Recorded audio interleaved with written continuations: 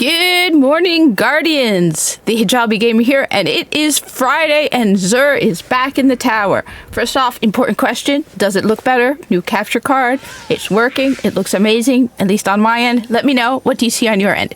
Second of all, well, welcome to all the new people, because I'm seeing a lot more people online saying that they're going back to Destiny, or they are trying Destiny 1 for the first time. So, if you're new to Destiny, welcome. It's awesome. To all the people returning to Destiny 1, welcome back. It's awesome. Glad you're here. Glad all of you are here. Anyway, I'm one of your few local Zur vendors here to provide information on his location. This is Destiny 1, so just the usual reminder. First off, Destiny 1, original tower. Zur is only in the tower for 48 hours. This is important. 48 hours, okay? He arrives at 5 a.m. Eastern Standard Time, so New York, East Coast, on Friday. And he departs on Sunday at 5 a.m. Eastern Standard Time.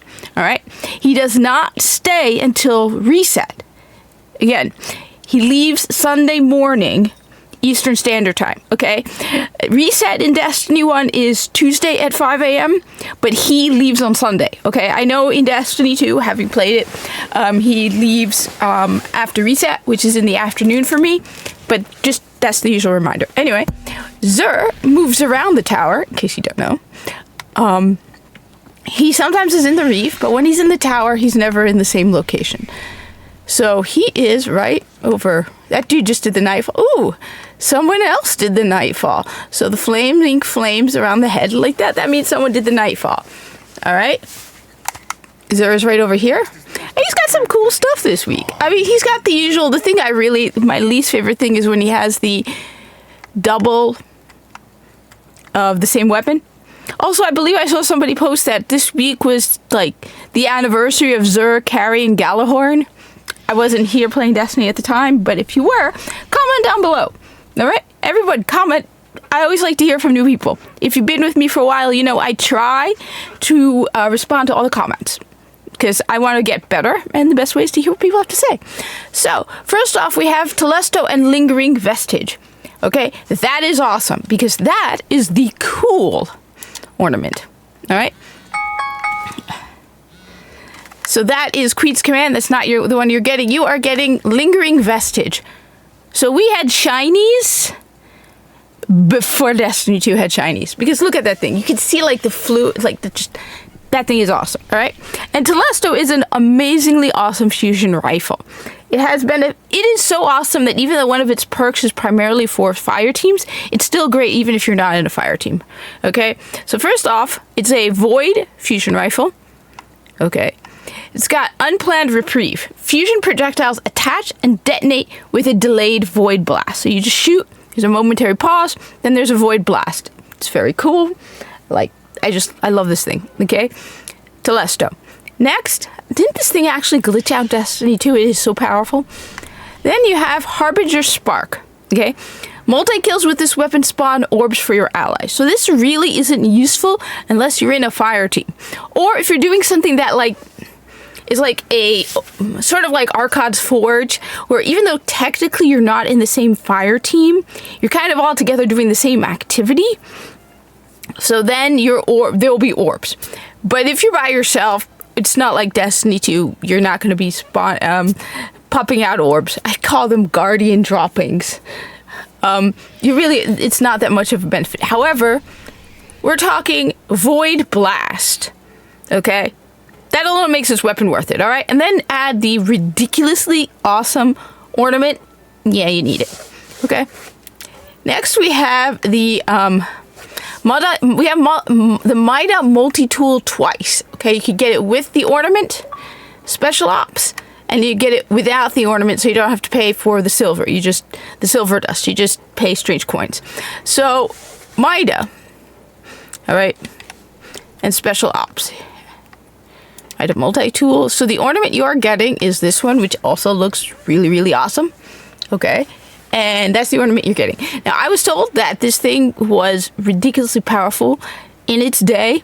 It was OP in the Crucible. See, this is why I like when people comment, because I did not know this. And that it has a really good flinch for the Crucible. I'm a big fan of this weapon because I like the rate of fire and impact for this thing. I find like scout rifles that are really, really slow, but high impact, a little too slow for me. And then there are the weapons that are ridiculously fast with a ridiculously low impact that I'm really not a big fan of either. But this is like right down the middle. Absolutely love this weapon. So the Mida is kind of like the speed up weapon. I loved it in Destiny 2 as well. I still have the Mida mini tool from like OG when it first came out. I've got stuff in my vault. Maybe I should just go through and show off this stuff because I have some crazy stuff in my vault from D2. So this thing like noticeably speeds you up. See, first off, it has third eye, radar stays active while aiming down sights, which is more of a crucible thing, which my understanding is this, like I said, was a crucible weapon. You got lightweight. When held, this weapon grants +2 character agility, and this weapon boosts speed and fires on a hair trigger. So it basically just boosts speed. Like I said, I only liked because of the rate of fire and impact. I didn't realize it had such a huge like OP-ness in Crucible until someone told me in the comments. Otherwise, it doesn't really feel like an exotic. I was told the exoticness came from the OP of the flinch. But, I don't know, I feel kind of disappointed that it makes you faster. That's about it. It makes you faster. Especially when I've been preparing for Borderlands 4, and I've been playing a lot of Borderlands, so the guns at Borderlands kind of corrupt your way of thinking about Destiny 1. Okay, so those are the weapons we have. Always pick up the weapons. It gives you a higher grimoire score. It gives you access to the blueprint. You need that. It's good to have, all right? Even if you dismantle an exotic weapon, you can easily reclaim it. Next, we have the Legacy Engram. Unless you have an excess of strange coins, don't waste your strange coins, because a Legacy Engram will give you a year 1 item. Sometimes, if you're lucky, it will give you a year 1 that unlocks the year 2. But really, unless you have an excess of strange coins, pick up everything else first before you get this. And then make sure you have like 1,000 heavy ammo synths, which, from what I understand about the Desert Perpetual raid, I bet you half those fire teams were going, God damn it, we wish we had heavy ammo synths. I bet you there are people coming back to Destiny 1 just because of the heavy ammo synths. I might be exaggerating a little, but I like heavy ammo synths. Alright, next we have for the Titans, we have an insurmountable skull fort. Gain an additional melee charge. That feels underwhelming. Titans, let me know. As always, like I said, Titans, let me know. I am just a hunter main. And while I think Titans are amazing and awesome, and I have played as a Titan, I have not played enough Titan to appreciate playing as a Titan. I appreciate having a Titan in my fire team. Which, by the way, if you're new to Destiny 1, Titans will like just decimate everything. Titans are awesome. When you're like part of they're part of your fire team. They also have flaming flames of flaming awesomeness. Totally different thing. All right. So Titans, I feel kind of disappointed. I mean, I can see this as being awesome if you then pair it with. All right. So we have here one of the ornaments from. Which one was it? Well, first of all, that might be good to use with it. The Memory of Timur. Melee attacks have minor minions of the darkness have the chance to temporarily turn the target against its ally. So that gives you more melee. So I could see combining with the Memory of Timur to be pretty cool. This one is the one I was thinking. The Memory of Fellwinter. Lose your super, but gain 1 extra grenade, a melee charge, and small boost to all stats. So basically, and then orbs grant melee and grenade energy. So basically, you'd have non-stop melee and grenade. This is great if you are running stealth on Hunter and you're running Night Stalker, because your melee is your smoke bombs. So basically, if you use the Memory of Fellwinter and you use the Frosties over here, you basically have unending grenades and melee, which then you can have unending invisibility. It's great. I've done it where I've used the Memory of Fellwinter to like get to a boss in a Nightfall. Mostly I stick with Memory of Yolder because it removes spring cooldown. Anyway, sorry about that. Going off topic. Next we have for the hunters, we have the Sealed Ahamkara Grasps. Gain additional melee charge and melee damage. May reload. Okay. Can't speak this morning. Okay. Gain an additional melee charge. Melee damage has a chance to automatically reload your primary weapon. Okay. I feel kind of vaguely disappointed by this because I feel like the Frosties would be a better option. I mean, it has a chance to reload your primary weapon, but Frosties feels like a better option. Let me know in the comments, hunters. I said I personally, as a hunter, would pick the Frosties over the Sealed Ahamkara Grass, which I do have right over here. Mine isn't even unlocked, because Frosties just, you gain tighter turn radius, faster grenades, and melee regeneration. Whereas that one just gives you an additional melee charge, and melee damage may reload your primary weapon. Comment down below, let me know how I can do better. Okay? Finally, for the Warlocks, we have Void Fang Vestments, which I've been told is very good. Spawn with full grenade, Axion Bolts gain additional Seeker. Now, as somebody who's been a victim of the Axion Bolt by that Cabal in the Challenge of the Elders, yeah, anything that adds another Axion Bolt goes like to the top of the tower for me. Because damn, those things are annoying. And they, like, I've had them, like, go around my feet. These things just are a pain in the butt. They track you with a level of trackiness that makes the Galahorn and Truth jealous. So I'm going to put that as number 1. I'm going to put the Hunter one as number 2 because it's still more than the Titan. So Warlocks are in first place. So to all the people who say I hate on Warlocks, I don't hate on Warlocks. I have a grudge because he lost one of the best features about Warlocks in Destiny 2. So I tend to put it to, take it out on all Warlocks. Okay?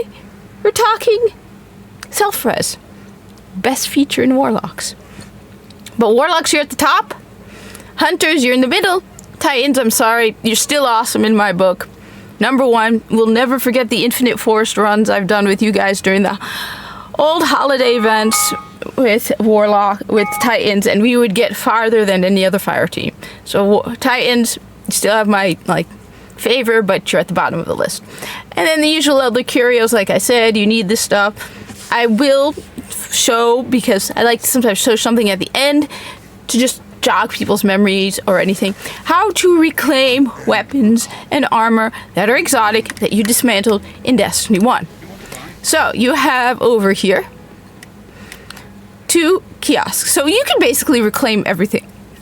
In Destiny 1, from, emblems to sparrows. You just have to find the correct kiosk to do it. Okay, if I recall in Destiny 2, you did it in the map. Honestly, I think I prefer running around to the kiosks. Once you know where they are, it's a piece of cake. So right over here, you have the exotic weapon blueprints. You'll notice some of them look like engrams. Those are the ones I have not unlocked. So I am missing basically a bunch of raid weapons. But any one of these, I don't have the space. You need an exotic shard, which you can pick up from Xur, or if you dismantle an exotic, it will give you an exotic shard and glimmer and space in your inventory. My inventory is full, so this is not enough space. Okay? And then in order to infuse it to 400, you need a 400, just like any other infusion. However, you need another exotic shard to infuse anything into a exotic. Okay, so you need 2 exotic shards if you're light 400, and you need to reclaim an exotic. But you don't have to worry. If you dismantle an exotic, you can easily reclaim it. Okay, you don't have to buy it again from Xur and hope he has it. The exotic armor is over here. As you can see, I have everything. It's based on your class, so I have everything here for the hunters. I think I'm missing a few in the... I don't have the legacy stuff though, but so I see the legacy stuff is the year 1 stuff. You can see the light level is different. It's 160 versus over here. I will finally show you where you can reclaim like emblems and stuff, because why not? So Unlike in Destiny 2, Eva Levante is in the tower all year round. Can't remember, did she always speak in the third person in Destiny 1 as well? I can't remember. Would she be like, I'm glad you're being nice to old Eva. Eva, you're talking about yourself in the third person. It's creepy. I must be the only person who has commented on the fact that Eva Levante refers to herself in the third person. She calls us, it's so good for you to come and visit old Eva. Yeah. No, Eva, stay away. So you can access your shaders, you can reclaim. I don't have all of them, but see, you need space. Not enough space, not enough space. Wait a minute, I don't have that? Okay, I don't have that. Alright. But yeah, it's hard to tell which one, just you go over it. Okay? It even tells you where you can find it. And so these are shader collections. Look at all the shaders. You can just reclaim them. Okay? And then you have over here, access emblems. So you can reclaim emblems that you already have. I don't have that one. I don't have that one because I never really ranked up my Pet Revenge stuff. Okay. Lots and lots of, I don't have any of the trials ones.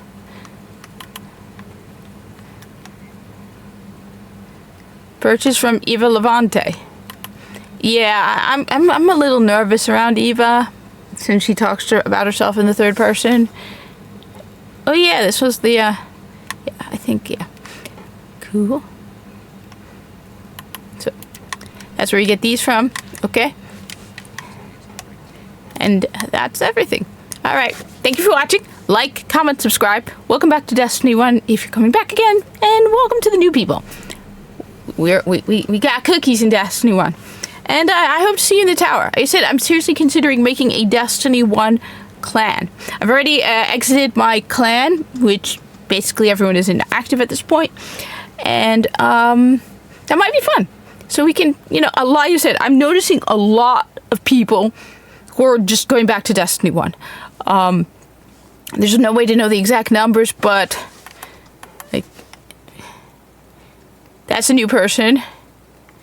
So we got one new person here, but I'm seeing a lot of new people, a lot of people making videos about it as well. We're talking about coming back to Destiny 1. So cool. Anyway, I mean, it was on sale recently for $5, so if you don't own it, it's $20 for the full collection when it's on sale. I've seen it as low as $5. Anyway, thank you for watching. Like, comment, subscribe, and I hope to see you in the tower. Now, all they need to add is a cat in the tower, because I have a cat in Destiny 2. It would be nice if they added Minnie in it.